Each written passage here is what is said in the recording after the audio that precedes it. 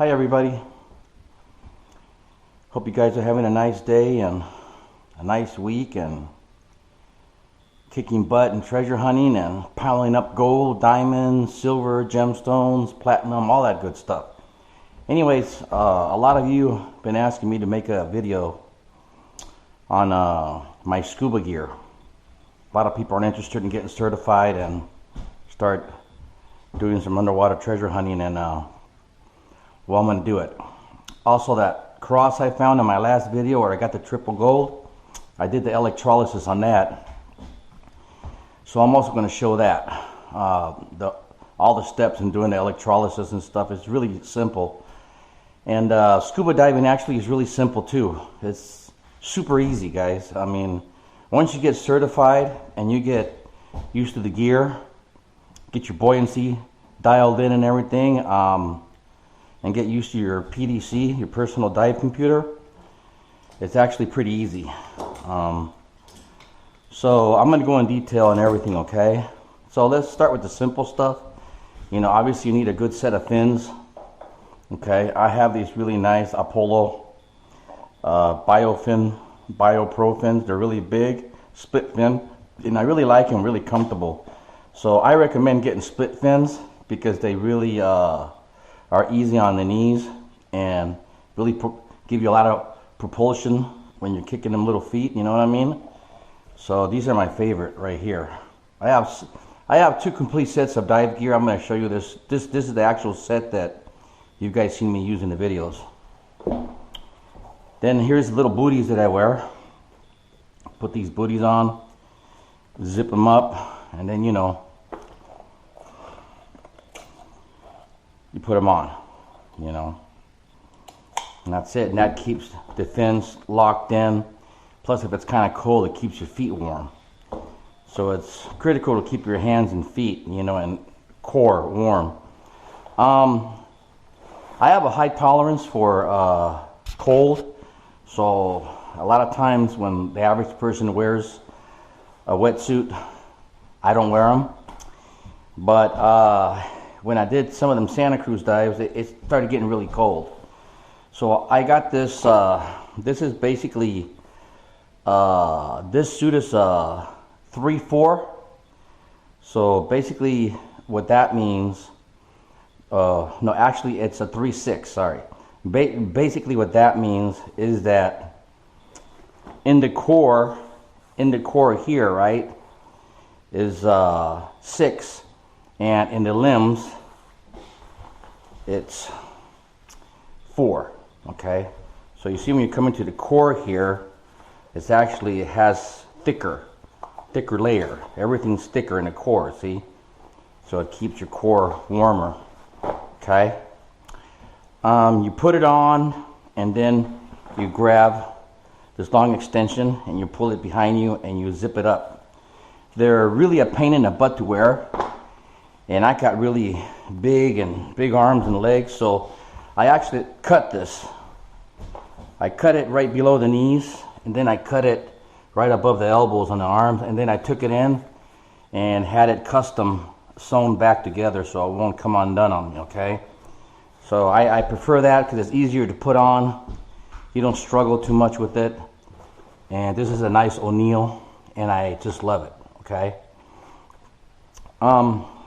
Then, you know, you gotta have protection, right? So I carry this bad boy all the time. This is in case I need to cut my way out of, so if I get tangled up with fishing line or whatever, or I run into a predator and I feel threatened, I think I might have to defend myself, this is what I'll use. And I will fight to stay alive, you know, shark, whatever. And this goes strapped right onto right there, on the side of my leg, right next to my calf. That's where that goes. And I also carry a little backup. In case for whatever reason I lose this, I carry this little backup right here. Just press and boom, I have a little backup. You know, so always carry 2 knives, okay guys? Because if you lose one and you get tangled, you have your backup, okay? Little backup right here, really nice. Look at this puppy, really nice. This one's deep sea, Wanaka titanium. titanium one, really nice. And this is my backup one. So I attached this to my BCD, and this is also Wanaka, really nice brand, you know. This one's stainless steel. This was actually an extra weight bag, and I cut the insides out and I turned it into my treasure hunting bag. And this is what I use. I just have this clip right here, and I just clip it on, and boom, it comes with me. Easy to zip open, zip down, and it's actually, the mesh, as you can see, is tiny enough that you could actually put earrings in there. And it just clicked, and I said, you know what, this is going to be my treasure hunting bag for my scuba diving treasure videos. I also, this, and you know, my mask, this deep sea mask. And to get a mask, you really want to make sure you have a mask that has a proper fit. And you always want to shave your facial beard or mustache, whatever.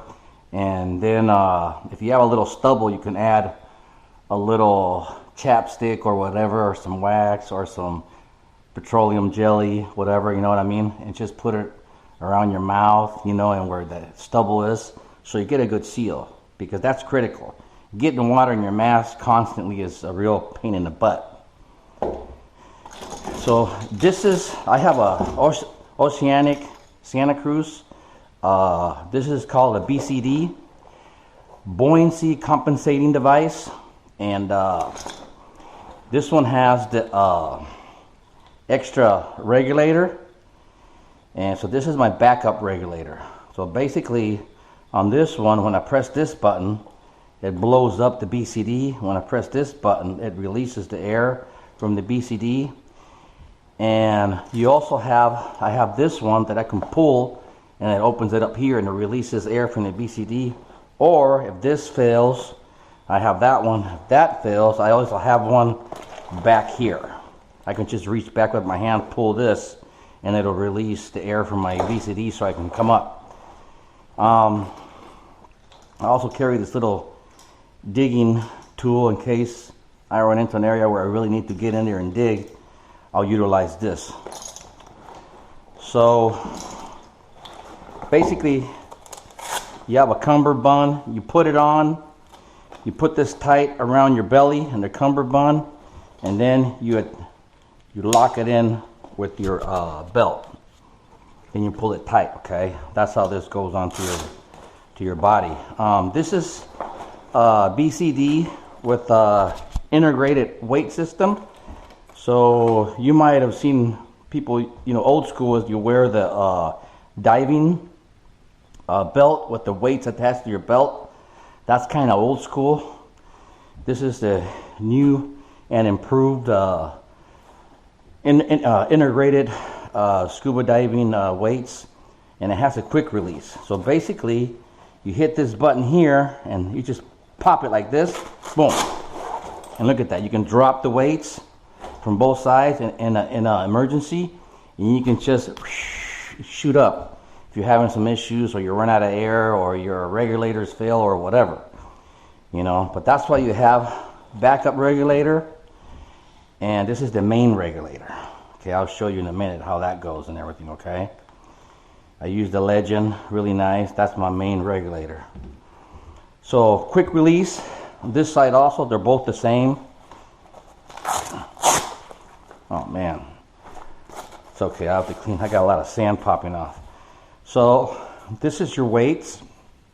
It's basically a lot of little BBs, lead BBs.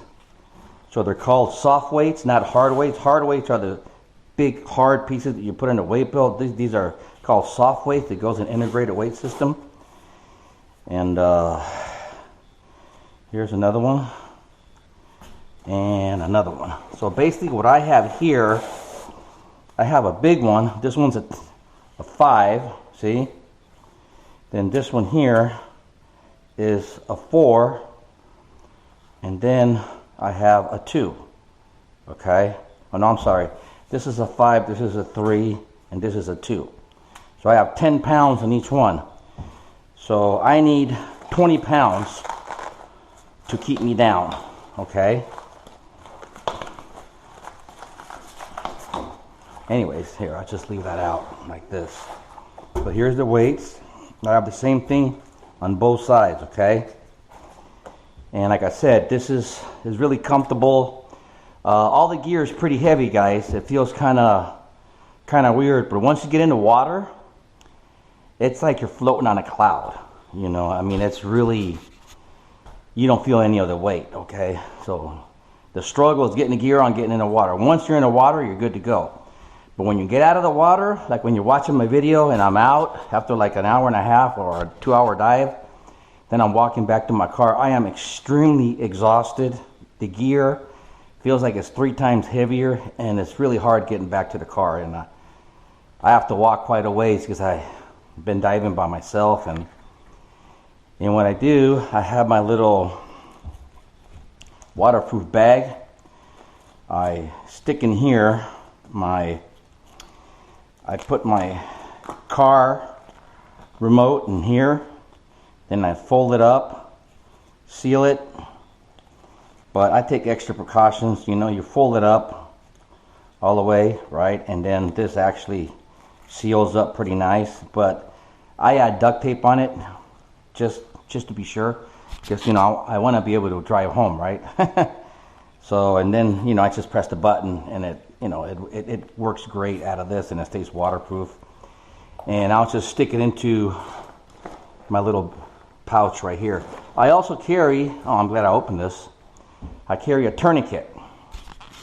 I strongly advise all of you that tourniquet, scuba diving. This is in case I get bit by a shark. If I get bit by a shark in the arm, you know, I can just get it over here, pull it around, you know, pull it tight, swing it around, put it on my mouth, you know, or whatever, or just loop it around and tie it, or on my leg.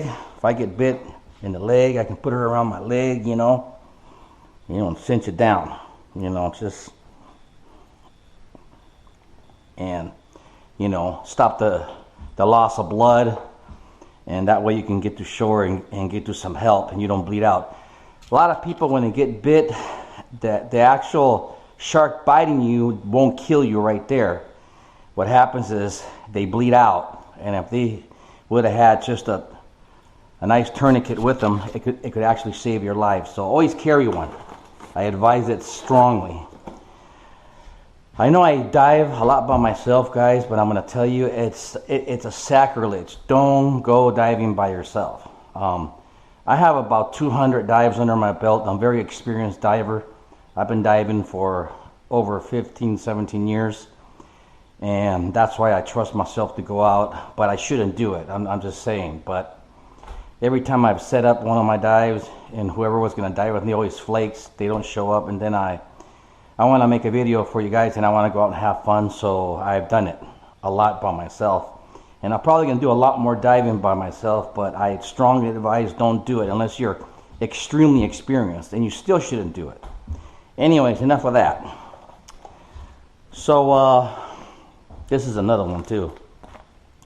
This one's a little bigger if you want to put your cell phone in there, and you stick it in there, you know, but I never carry my cell phone with me. I leave it in the car. So here's your tank. This tank is this is a 80 cubic inch tank, okay? Basically, it's just a 80, and right here, S80N, okay? So basically what this does is it carries roughly about what says right there what the maximum PSI is, and there's 3,300, and basically we call it 3,300 pounds of oxygen. You can actually fill these up to 3,600, and it'll hold. It's okay. Gives you extra whatever 10 minutes of diving, you know. I always tell them to just fill it up as much as they can, but they're only supposed to bring it up to 3,300 pounds, okay? So, and there you have it. And this one is actually full. I have a full tank. I have 6 tanks all ready to go. So when I start diving, and see, got a lot of air in these, ready to roll, okay? And as you can see, my favorite color is blue. So this is the Octopus, okay? This is my main regulator. Nice Legend, okay? And like I said, here's the backup. So basically what that's for is, let's say my regulator fails on me, just dies, something happens and malfunctions. I can just put this in my mouth, then I can get out and get out of the water and then just go to get me to safety. Or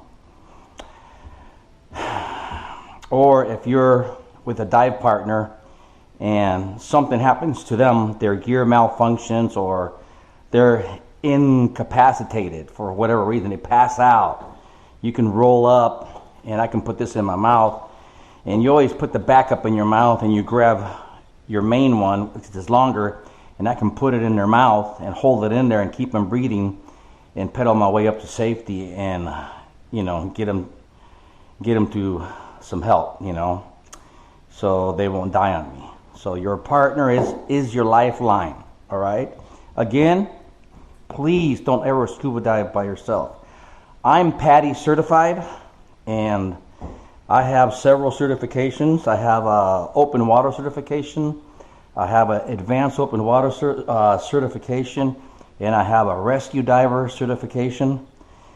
So, and I've been diving for a long time. I got about, I don't know, I was diving way before I started treasure hunting, and I got about, I don't know, maybe like 80, 70 river and lake dives, and I got about 150 ocean dives. So the second one is your compass. Basically what you do right before you get in the water, like at Santa Cruz for an example, I'll start out and I'll shoot a bead straight out, okay, into the ocean.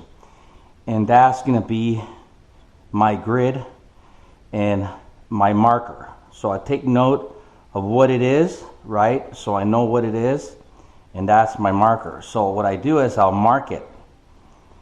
I'll put this little line, right? Boom, and I'll mark it as that's it. So I'll know that the end is going to be me getting out. But this might get moved around underwater, so I'll also take a reading, okay, down here. All what I have to do is look at that arrow that says north, and basically is right off to the right of it. So it's about 210 degrees to the right of that end. So if I'm underwater, you know, you can't see well, and I lose track of like treasure hunting on the side of the pier, the pilings, the currents will come and push me away, and I, you know, visibility, let's say it's like 5 feet. You can't keep coming up and coming down, coming up, you know what I mean? Because that's just a waste of time. So I'll just shoot a bead. And here I would shoot a bead straight to west, right? So, and then I'll just turn around, go west, find this underwater like that, see that? Then I'll swim that way. Then I'll hit the pier again. I know I'm going to hit the pier. And then I resume my dive, you know. If I want to get out, wherever I am, all what I have to do is shoot a bead north, 210 to the little right hand of that arrow, and then I can get out of the water. So this is basically how you navigate underwaters with your compass, okay guys? And this is your PDC, Personal Dive Computer. I have an Oceanic Pro Plus. And this tells you, basically what it does, it'll keep track of your nitrogen levels in your blood. And this is your nitrogen right here, okay? This will tell you right here, okay? If you have nitrogen problems or whatever, okay? And this is a warning. See them little lines blinking up and down? It'll if it starts blinking and it goes into red, it means you're coming up too fast. You need to slow down.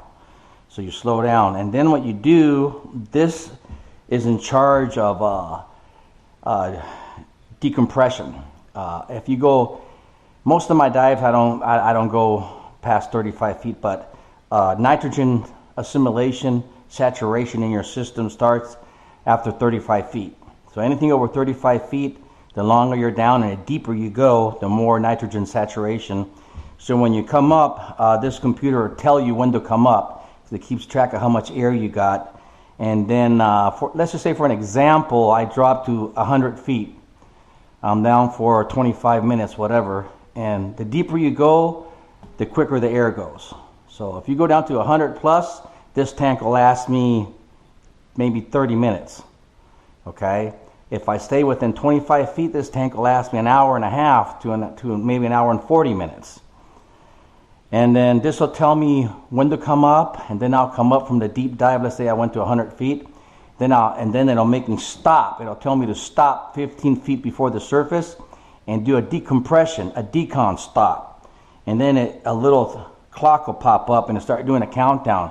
You have to sit there and decompress to get the nitrogen levels down out of your blood low enough so you can come up and you won't get the bends and get sick. After scuba diving, guys, there's a 24-hour no-fly zone, no-fly period, okay? You cannot fly, all right? Because if you do, you can die. What happens is high altitudes, nitrogen starts just like little molecules, they'll come together, right? And then they'll come out of your saturation from your muscles and tissue and everything, and from all the blood in your tissue and muscles and everything, and it'll go into your veins, and then it forms a bubble. That bubble can go to your head, and then you can get an aneurysm, and you could die. So remember that, okay? 24 hours, no fly, can't fly. And it'll tell you on your PDC. Also, this thing will keep track. I've done like, let's say, go on a liveaboard dive boat for 8 days out in the ocean. And all we do is eat, sleep, and dive. So we always start with the deepest dive first. That way through the day you go more shallow, so you go decompressing through the day. A lot of times after 3-4 days of diving, my computer will tell me, I go to dive and it'll say I can't dive because I have too much nitrogen saturated in my system, and I need more time to decompress it, and I can't dive. A lot of divers will just ignore that and break out a second PDC. I have 2 of them. You can do that, but now you're in danger. You can go down there and die. You can pass out down there. A lot of divers have died because they didn't listen to this. You have to respect your personal dive computer. Okay, guys? Let's hook this up so you guys can see how everything kind of works. All right. This baby right here, it'll lock back here. Okay. This is extra pouches. So if you need more weight to keep you down, you're a bigger person. You know what I mean? Or let's say I'm doing a dive in a really cold lake with ice in it,